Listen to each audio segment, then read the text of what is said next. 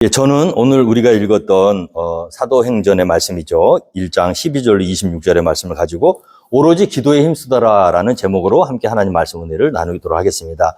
오늘 본문 말씀은 예수 그리스도께서 십자가에서 죽으신 지 사흘 만에 부활하시고 그리고 40일 동안 우리 제자들과 함께 제자들을 가르치시다가 이제 감람산이라는 산에서 예루살렘에서 약 1km, 1.5km밖에 안 떨어진 가장 가까운 산이고 예수님이 공생의 기간 동안에 항상 밤이 맞도록 기도하셨던 한적한 곳에서 기도의 초소로 삼으셨던 그 곳이 바로 감람산이라는 곳이에요. 그 감람산에서 예수님이 500여 형제가 지켜보는 가운데 그대로 들려서 하늘나라로 승천하신 이후에 이제 벌어진 사건입니다. 그래서 우리가 지금 로마서를 쭉 보고 있는데 왜 갑자기 사도행전으로 왔느냐? 새해도 됐고 할렐루야. 그래서 이 사도행전이 성령의 행전입니다. 사도행전이 교회의 시작이고요. 사도행전은 다른 쪽으로 보면 기도의 행전이라고도 볼 수 있어요. 그래서 우리가 이제 로마서를 잠시 쉬고 이 12주 동안에 12주 3개월 동안에 걸쳐서 이 사도행전에 나타나는 초대교회의 기도의 역사를 우리가 살펴보려고 합니다. 그래서 기도하는 교회는 망하지 않습니다. 우리가 사람들이 모여있기 때문에 우리의 악한 세력은 우리를 무너뜨리기 위해서 다방면으로 공격을 해요. 그런데 기도 외에는 우리가 이길 방법이 없습니다. 초대교회부터 이 기도의 DNA가 심겨진 교회야말로 어떠한 방해 가운데서도 살아남고 하나님께 영광 올려드릴 줄 믿습니다. 그런 차원에서 우리가 사도행전에 나타나는 이 기도의 역사를 하나하나 살펴보려고 하는데 그 첫 번째 시간이에요. 자, 오늘 우리가 읽었던 12절에 보면 제자들이 감람원이라 하는 산으로부터 예루살렘에 돌아왔다 이렇게 되어 있습니다. 감람원이라는 산은 금방 말씀드린 것처럼 예수님이 부활 승천하신 산이에요. 근데 그곳에서 갑자기 예수님이 그들의 곁을 떠나시는 거예요. 얼마나 서운했겠어요? 얼마나 허전했겠습니까? 그 전까지는 예수님과 함께 했죠. 힘들어도 좋아도 기뻐도 슬퍼도 우리 주님이 계시니까 항상 어땠어요? 든든했어요. 그런데 갑자기 주님이 여러 형제들을 보는 앞에서 하늘로 올려져 들려 올라가시면서 이젠 더 이상 우리 곁에 계시지 않습니다. 그 뻥 뚫어진 마음의 빈자리가 아마 상당히 컸을 것 같아요. 자, 그때 그 이후에 예수님이 승천하신 이후에 교회는 어떻게 했는가? 제자들은 어떻게 했는가? 보니까 제자들이 감람원이라는 사람부터 예루살렘으로 돌아왔다 이렇게 기록되어 있습니다. 왜 예루살렘으로 돌아왔는가? 여러분들 잘 아시는 것처럼 예수님께서 십자가에서 죽으신 이후에 그리고 나서 모든 제자들이 어디로 갔죠? 다 각자 뿔뿔이 흩어져서 자기 고향으로 돌아갔어요. 베드로는 갈릴리로 가서 그곳에서 고기를 잡고 있었고 나머지 제자들도 전부 흩어졌습니다. 그런데 예수님이 죽은 지 사흘 만에 다시 부활하셔서 그들을 직접 찾아가셔서 부활하신 몸을 보이시고 그리고 40일 동안 다시 천국 복음을 가르치시고 그렇게 마지막 승천하시기 전에 마지막 부탁하신 말씀이 바로 우리가 읽진 않았지만 사도행전 1장 4절에 나오게 됩니다. 어떻게 말씀하셨냐면요. 사도와 함께 모이사 그들에게 분부하여 이르시되 이제 부활하신 이후에 말씀하시는 거예요. 승천하시기 바로 직전에 어떻게 분부하셨냐면 예루살렘을 떠나지 말고 내게서 들은 바 아버지께서 약속하신 것을 기다려라. 할렐루야. 자, 보세요. 무엇을 약속하셨나요? 예수님은 부활 승천에 올라가시지만 그 빈자리를 메우기 위해서 삼위 하나님 중에 또 다른 하나님이신 보혜사 성령님께서 다시 오실 것이다. 그 예수님을 떠난 그 빈자리를 메우기 위해서 오시는 성령 하나님을 너희는 기다려라는 거예요. 어디에서 기다려요? 집으로 돌아가지 말고 저 변방 갈릴리로 가지 말고 주님이 거하시는 성전에 가까운 예루살렘, 주님의 성전을 떠나지 말고 예루살렘을 떠나지 말고 주님 곁을 떠나지 말고 너희가 기다리면 내가 약속한 대로 성령이 다시 너희에게 올 것이다. 여러분 성령은 어디서 받습니까? 주님이 거하시는 초소에서 받는지 믿습니다. 여러분 교회가 어떤 일을 합니까? 세상 가운데서 흩어져 살다가 주님 은혜가 갈급하고 또 곤고하고 핍박한 그런 마음을 가지고 교회로 왔을 때 교회는 그들에게 떡을 주고 빵을 주는 것이 아니라 성령을 줘야 되는 공동체인 줄 믿으시기 바랍니다. 예루살렘을 떠나지 말고. 자, 그런데 보세요. 청개구리 아시죠, 여러분? 청개구리가 부모님이 살아계실 때는 참 말을 안 들었어요. 산으로 가라 그러면 바다로 가고, 바다로 가라 그러면 산으로 가고.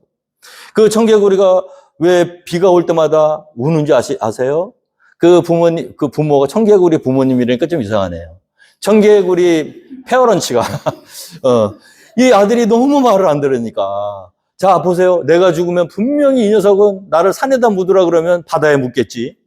그렇게 하고 너무 이 말을 안 들으니까 죽으면서 유언을 어떻게 했냐면 나를 차라리 냇물에, 시냇물에다 갖다 묻어라. 강에다 갖다 묻어라. 그러면 이 청개구리가 평상시대로 반대로 할 거 아니에요. 그래서 산으로 묻을 거다 이렇게 생각하고 그리고 이제 죽었다고 그래요.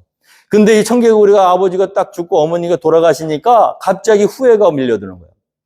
내가 평생 어머니 아버지 말씀 안 듣다가 이제 마지막에 한 번이라도 유언의 말씀이라도 제대로 들어야겠다. 그리고 어디다 묻었어요? 냇물에다, 시냇물에다가 강가에다 갖다 묻었어요. 그러니까 이제 안 들어도 되는 좋은 그런 얘기는 또 들은 거예요. 마지막에 회개하면서. 그러니까 비가 내리면 어때요? 우리 엄마 산소 떠내려 갈까? 우리 아빠 묻은 장소가 떠내려 갈까? 그래서 맨날 운대요. 찔리지 않으세요, 여러분? 부모님 살아생전에 잘하시기 바랍니다. 자, 그런데 제자들도 마찬가지였어요. 그렇게 말을 안 들어요. 무슨 말을 안 들어요? 기도해라, 사랑해라, 섬겨라. 말 들었나요? 제자들은 말 안 들었어요. 그래서 여러분 제자 훈련은요, 제자 훈련 받으면서 절대 훈련 안 돼요. 자, 보세요. 제자 훈련 3년 동안 같이 제자를 양육했는데 마지막에 한 명이라도 성공을 했나요? 다 실패했어요. 그 믿었던 베드로마저 배신하고 떠나갔습니다. 한 명도 예수님의 눈높이에 맞춰서 제자로 양육받은 사람이 없어요. 그러면 이것이 헛일인가? 아니죠. 자, 예수님이 그들 곁에 없으니까 비로소 어떻게 돼요? 청개구리처럼 그때부터 말을 듣기 시작하는 거예요. 참 이상하죠? 예수님이 떠나지 말라 그랬잖아요. 예루살렘 떠나지 말라고 그러니까 어떻게 했어요? 오늘 우리가 12절의 말씀처럼 제자들이 감람원이라는 산으로부터 예수님을 승천하신 걸 보고 그 다음에 전부 예루살렘으로 돌아옵니다. 말씀에 순종하기 시작하는 거예요. 그렇게 말 안 듣던 제자들이 예루살렘 떠나지 말라는 주님의 말씀대로 바로 예루살렘에 모여서 그래서 그 예루살렘에 있는 어떤 형제의 집인데 다른 성경으로 보면 이것이 마가의 집이라고 기록되어 있습니다. 마가가 부자였거든요. 그 부자 마가의 집에 다락방으로 올라갔다. 베드로, 요한, 야고보, 안드레, 빌립, 도마, 바돌로메, 마테와 및 알페오의 아들 야고보, 셀로딘 시몬, 야고보의 아들 유다 11명의 제자들. 그 중에 한 명은 유다였죠. 가룟 유다는 제길로 갔고 11명의 제자들과 또 여자들 수산나와 요한나, 마리아, 막달라 마리아, 예수님이 마지막 순간까지 그 십자가에서 달려 돌아가실 때 제자들은 다 도망갔지만 여자들은 의리가 있어요. 끝까지 멀리서 주님의 돌아가시는 거 다 보고 끝까지 쫓아가고 예수님 시체를 꺼내서 거기다 향품을 바르려 했던 그 신실했던 여자들. 초대교회부터요, 교회는 여자들이 살림을 해요. 참 놀랍죠? 저도 우리 임원분들 이렇게 같이 이렇게 교회에 이렇게 살림을 하다 보면, 저랑 임원들이 반드시 이렇게 마음에 맞는 건 아닙니다. 그렇게 우리가 서로 악유까지는 아닌데 서로 이렇게 의견이 안 맞을 때가 있어요. 근데 제가, 고집을 이렇게 피우다가도 나중에 이제, 이렇게 제가 살짝 뒤로 한 발 물러서서 나중에 지나놓고 보면 집사님들 말씀이 다 맞더라고요. 참 희한하죠? 살림은 여자들이 해야 돼요. 우리 집도 마찬가지인 것 같아요. 여자들이 더 세밀하고 더 이렇게 살림 문제에서만큼은 맡기는 게 지혜로운 것 같아요. 그래서 초대교회도 여자들의 힘이 강했습니다. 그리고 예수님께서는 남녀 성차별하지 않으셨잖아요. 그래서 여자들이 많았어요. 그 많은 여자들, 그리고 예수의 어머니 마리아, 그 아들을 십자가에서 죽는 그 모습을 보고 얼마나 큰 상처가 되었겠어요.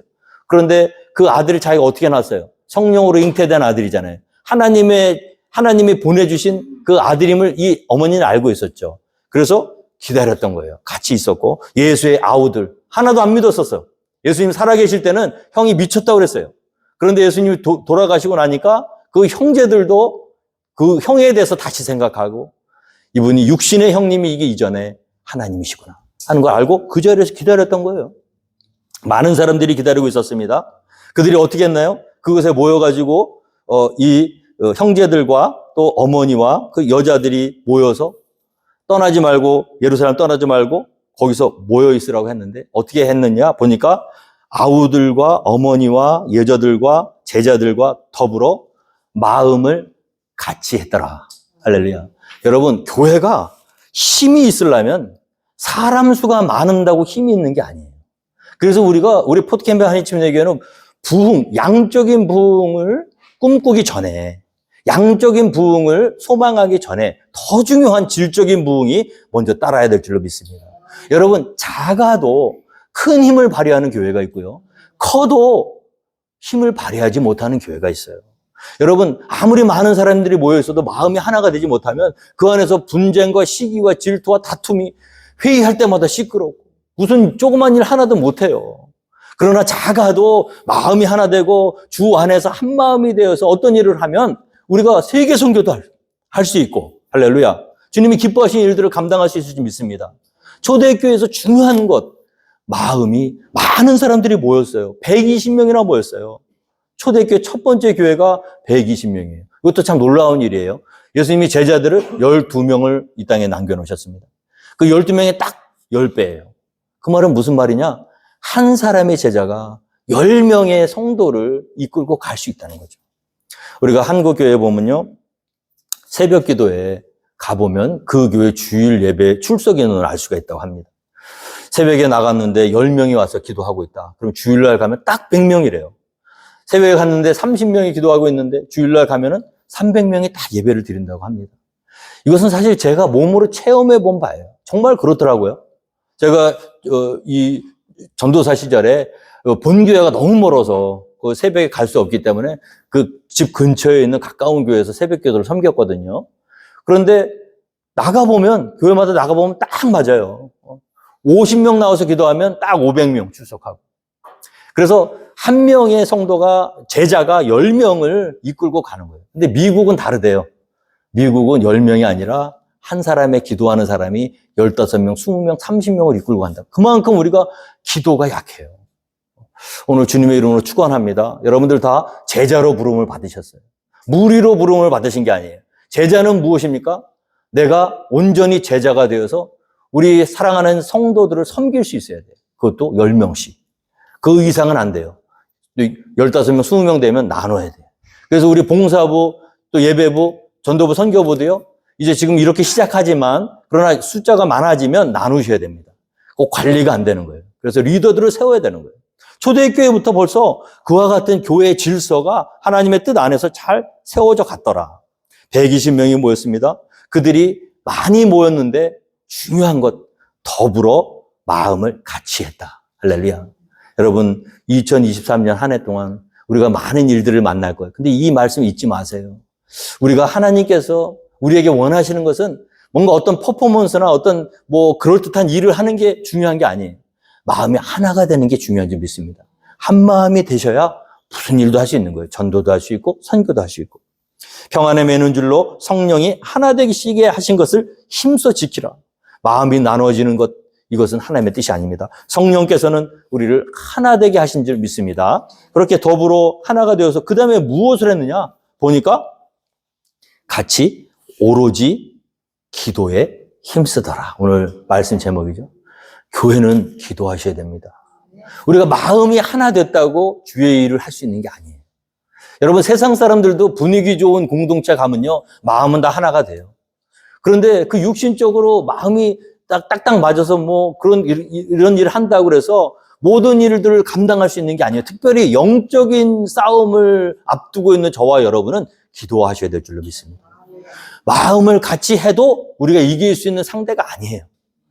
우리의 대장 되신 예수님을 모셔드리고 한 마음이 되어서 그 주님께 기도할 때 교회가 승리하게 되는 줄 믿습니다. 초대교회의 방법이 뭐예요? 여러분, 예수님이 잡히시기 돌아가시기 바로 전날 밤 목요일 밤에 이 감람산에서 땀방울이 핏방울처럼 되도록 간절히 기도하실 때 그 수제자 3명을 데려가셨는데 야고보, 요한, 베드로죠. 자, 그들에게 무엇이라고 부탁하셨습니까? 깨어 기도해라. 시험에 들지 않도록 기도해라. 나를 위해서 기도해달라 하고 부탁을 했는데 그들이 기도에 성공했나요? 실패했나요? 실패했어요. 그 1시간도 기도하지 못하고 졸며 잘고. 여러분, 그때 우리 주님의 마음이 얼마나 참 마음이 아프셨을까? 여러분, 그러나 주님께서는 공생의 기간 동안에 이 기도하라는 명령과 기도하라는 이 말씀을 몸으로 실제로 자기가 실천하시면서 제자들에게 보여주셨어요. 마지막 순간까지도 땀방울이 핏방울 되는 것처럼 기도하셨고, 공생의 기간 동안에 새벽이 되면 새벽 미명에 아직 밝기도 전에 예수께서 일어나 나가 한적한 곳으로 가서 거기서 기도하시더니. 여러분, 그래서 교회가 기도하지 않는 교회는 사실 주님의 뜻과 거리가 멉니다. 우리 한국 교회가 최고로 잘하는 게 뭐냐면 새벽 기도예요. 이게 성경적인 기도라는 거예요. 가장 먼저 눈 뜨자마자 세상의 사람들 분주함을 뒤로하고 한적한 곳으로 가서 주님과 함께 기도의 시간을 갖고 시작하는 것. 이것이 바로 제자들에게 남겨주신 예수님의 유산이라는 거죠. 우리 교회가 오늘 주님의 이름으로 여러분들 공동체가 모였는데 2023년에는 기도에 더욱 열심을 내시는 여러분들이 되기를 주님으로 축원드리겠습니다. 왜냐하면 예수님이 그렇게 하셨기 때문이에요. 예수께서 나가서 습관을 따라 감람산에 가시며 제자들도 따라갔더니 그곳에 이르러 그들에게 이르시되 유혹에 빠지지 않게 기도하라 하시고 그들을 떠나 돌 던질 만큼 가서 무릎을 꿇고 기도하여. 처음부터 끝까지 우리 주님은 기도의 본을 보이셨어요. 그래서 여러분, 잘 되는 교회의 특징 첫 번째, 기도하는 교회예요. 한 마음으로. 기도의 시간들을 여러분들이 활용하셔야 돼요. 새벽 기도, 금요 기도, 수요 성경 공부, 모든 시간을 통틀어서 우리 주님이 하셨던 것처럼 습관을 따라서 새벽 미명에 한적한 곳으로 사람들을 피해서 시험에 빠지지 않도록 큰 일, 작은 일 다 주님께 맡기며 기도하는 훈련과 습관이 바로 교회가 승리할 수 있는 비결이라는 거죠. 오늘 포트캠벨 한인침례교회 2023년 여러 가지 일들이 있을 겁니다. 여러분, 어떤 일을 결정하시기 전에 기도하시기를 주님으로 축원드리겠습니다. 특별히 교회에 나오세요. 새벽 예배 우리가 얼마나 좋은지 몰라요. 정말. 저만 좋은가요? 여러분, 마음이 무겁고 세상에 맘붙일 데 없고 걱정, 근심, 염려로 잠 못 이루시겠다 걸랑 여러분, 풀을 털고 주님 편으로 나오세요. 같이 기도해 드릴게요. 기도하고 나면 얼마나 마음이 홀가분하고 시원한지 몰라요. 여러분, 우리 주님께서 가르쳐 주신 기도, 제자들이 드디어 청개구리처럼 주님이 자기들 곁에 없으니까 기도하기 시작했다. 마음이 그렇게 나누어지고 12명 서로 네가 높냐 내가 높냐 오른편 왼편 막 싸우던 그 제자들이 마음이 하나가 됐어. 그리고 나서 주님의 말씀에 순종하고 한 마음으로 기도할 때 어떤 일이 일어났죠? 성령께서 그들의 임하셨다. 여러분, 기도하고 순종한다고 이기는 게 아니라 성령이 임하셔야 이길 수 있는 거예요. 기도하고 순종하는 것은 우리가 할 수 있는 일이에요. 그러나 성령은 하나님의 선물입니다. 근데 놀랍죠? 우리가 승리하기 위해서 가장 큰 조건이 뭐냐면 성령이에요. 오직 성령이 너희에게 임하시면 너희가 권능을 받고, 할렐루야. 여러분, 예수의 제자가 되시기 원하십니까? 예수님처럼 사시기를 원하십니까? 그렇다면 순종하시고 기도하셔서 성령 받으셔야 돼요. 우리가 힘으로 하는 게 아니에요. 오늘 2023년 첫 출발할 때 교회는 기도했고요. 순종했어요. 그럴 때 하나님께서 그 가운데 성령을 부어주셨더라고요. 그리고 이제 쭉 읽은 그 이하의 말씀 뭐냐면 그 상태에서 제자를 한 명 뽑았습니다. 제자는 가룟 유다가 예수님을 배신하고 떠나간 그 자리를 이 제자들이 그 자리를 메꾸기 위해서 제자를 뽑는 그런 장면이 나와요. 여기서 우리가 잘 생각해 볼 게 뭐냐면 초대교회부터 이미 교회는 질서에 하나님에 의해서 질서로 만들어져 간다. 저희 교회가 1년 반 됐거든요. 근데 참 놀라운 게 뭐냐면 돌아간 짧은 시간이지만 이렇게 돌아보면요. 한 스텝 한 스텝을 다 하나님이 하신 거예요. 필요하고 있어야 될 분들을 있어야 될 자리에 만들어 놓으시고 거기다 세워주시고 교회는 목사 혼자 절대로 세울 수가 없습니다. 아무리 훌륭한 어떤 한 사람이 있어도 혼자는 안 되는 거예요. 많은 사람들이 모였을 때 하나님의 질서에 순종하면서 세워질 자들이 세워지고 오늘 이제 우리가 교인총회 하기 전에 이제 우리 임원들을 여러분들에게 소개를 할 텐데 이 임원들 하나님이 세우신 거잖아요. 우리가 물론 뽑기는 우리가 뽑았지만 오늘 말씀에도 마찬가지입니다. 여러분 이제 우리가 이 사람들이 필요하다. 사도가 필요하다. 그래서 이 사도를 뽑아야 된다. 그런데 왜 필요한가 그러면 사도가 보니까 이 사도를 통해서 어떻게 하시냐 하면 22절에 항상 우리와 함께 다니던 사람 중에 하나를 세워서 우리와 더불어 예수께서 부활하심을 증언할 사람이 되게 하여야 하리라 하거든. 여러분, 제자는, 교회 리더는 첫째, 예수 부활을 증언하셔야 돼요. 그것이 교회의 가장 큰 사명입니다. 여러분, 예수님이 부활하셨습니다. 더 이상 죽음의 공포 가운데서, 사망의 그늘 가운데서 슬퍼할 필요가 없습니다. 내가 봤습니다. 그 살아계신 예수님은, 2000년 전에 부활하신 예수님은 지금도 살아서 역사하십니다. 할렐루야. 그 예수님, 부활하신 예수님을 만난 자가 증언할 수 있는 거예요. 그래서 이 교회 가운데 그냥 교회 문턱만 왔다 갔다 하는 것이 아니라 그 부활하신 예수님을 개인적으로 만난 자가 세상 가운데 나가서 증언할 수 있는 거예요. 너 정말 죽여도 예수님을 믿을 거야? 자, 목에 칼이 들어오고 초대교회 예수 믿다가 잡히면 죽음이었어요. 그 당시에 이 제자들이 죽음을 두려워하지 않고 당당히 예수 믿는 것을 증언할 그 사도가 필요했던 거예요. 교회 리더의 첫 번째 조건, 예수 부활의 증언. 그 다음에 두 번째 뭐예요? 봉사의 직무. 여러 가지 일들이 있죠. 그래서 그것이 이제 이 다음에 사도행전 5장으로 가면 그게 나눠집니다. 그래서 기도와 말씀에 전무하는 사도들이 있고요. 말씀을 가르치고 기도하고 영적인 리더가 있고, 그 다음에 그 나머지 일들을 구제하고 여러 가지 살림하는데 세밀한 부분들을 책임져야 될 집사들이 거기서 나눠지는 거예요. 그래서 우리 침례교회에서는 안수 집사 제도를 선택하고요. 근데 이 서든 베프티스트는 여성은 안수 집사 줄 수 없습니다. 근데 우리 교회 우리 지역은 남성분들이 많이 안 계시기 때문에 우리가 임원의 그런 어떤 임원이라는 그런 타이틀을 드리고 그 일을 맡기는 거예요. 근데 사실 따지고 보면 그 임원이 바로 집사입니다. 그래서 오늘도 우리가 이제 여러분들의 혼란을 막기 위해서 우리 임원분들을 서리 집사로 정식으로 임명해 드리려고 그래요. 이 집사들이 해야 되는 게 뭐냐 하면 봉사의 직무예요. 여러 가지 일들, 그 일들을 찾아서 하는데 그런 일들을 감당하기 위해서 필요한 사람들이 교회의 리더가 되어야 될 줄로 믿습니다. 자, 그런데 그 리더를 어떻게 뽑느냐 보니까 어떤 한 목사님이나 누가 선택을 해서 임명하는 게 아니에요. 보니까 교회 리더는 누가 뽑냐면 여러분들이 뽑는 겁니다. 여러분들이 추천하시는 거예요. 여러분들이 보시기에 이분 정도 되면 우리의 어떤 살림을 맡겨도 되겠다. 이분 정도 되면 신실한 영적 리더로서 우리를 잘 인도할 수 있겠다. 그래서 여러분들이 추천하고 천거해서 그 다음에 그렇게 여러분들을 통해서 선택받은 분이 투표를 통해서 제비뽑기였죠. 여기에서 제비뽑기를 통해서 선출되는 것이 초대교회 방식이었어요. 자, 그럼 제비뽑기는 운이 아니냐 이렇게 생각할 수 있죠. 그러나 여기에서 한 가지 보니까 이 직무를 선택하기 위해서 이들이 먼저 했던 게 뭐냐면, 자, 그들이 두 사람이 선택됐습니다. 그들이 두 사람을 내세우니 하나는 바사바라고 하도 별명은 유수도라고 하는 요셉이요, 하나는 마띠아라고 그래요. 그런데 이분들이 어떤 분들이냐, 초대교회 역사를 기록한 분들에 의하면 여러분이 예수님이 70명의 제자를 파송하신 사건 아시죠? 그 가운데 있었던 분들이라고 그래요.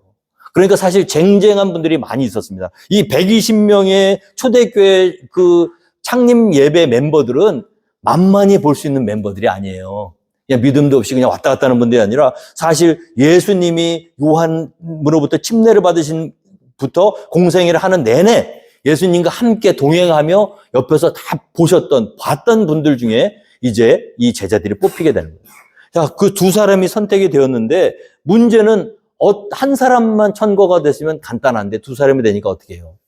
어떤 사람이 정말 적합한 사람인지 알 수가 없잖아요. 그때 필요한 게 뭐예요? 오늘 말씀해 보니까 24절에 그들이 기도하여 이르되. 할렐루야.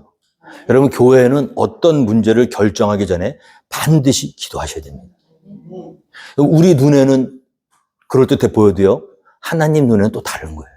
오늘 어떻게 기도하냐면 주여 이 두 사람 중에 누가 주님께 택하신 바 되요 봉사와 및 사도의 직무를 대신할 자인지를 보이시옵소서. 할렐루야.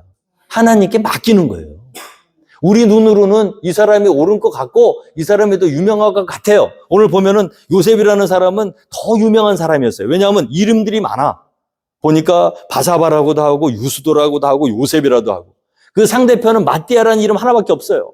이 요셉이라는 이 사람이 왜 이름이 많았을까요? 그만큼 많은 사람들에게 알려져 있던 사람들이에요. 그만큼 대외적인 활동을 많이 했던 분입니다.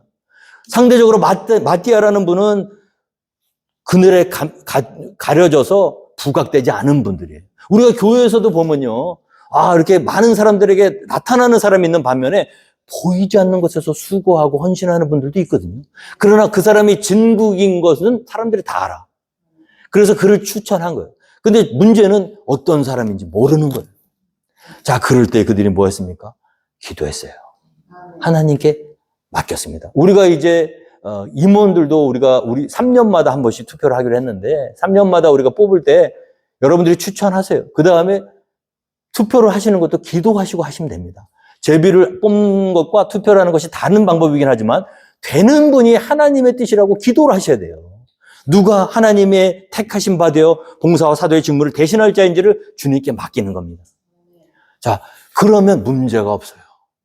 모든 일들이 성령의 은혜 가운데서 질서가 세워져 나가는 겁니다. 오늘 이 말씀을 통해서 우리가 깨달아야 될 것은 무엇입니까? 초대교회는 처음부터 기도했다. 얼마나 불안했겠어요. 얼마나 두려웠겠어요. 자, 그렇게 든든했던 예수님은 떠나가셨죠. 오신다는 성령님은 아직 안 오시죠. 그 사이에서 두려움과 불안함 가운데서 다락방에 올라가서 잡히면 죽을 것 같은 그런 공포 속에서 그들이 순종하며 마음을 합해서 기도했더라. 성령을 기다리면서 기도했더니 성령께서 그들에게 오셨다. 여러분, 불안하시고 두려울 때 올 한 해 동안 마음이 어지럽고 불편할 때 모여서 기도합시다. 하나님께 맡기고 작은 일, 큰 일 상관없이 주님 앞에 맡기고 기도하며 나아갈 때 하나님께서 우리의 길을 인도해 주실 줄 믿습니다. 그리하여 올 한 해도 하나님께 큰 영광 올려드릴 수 있는 저와 여러분이 되시기를 주님으로 축원드립니다.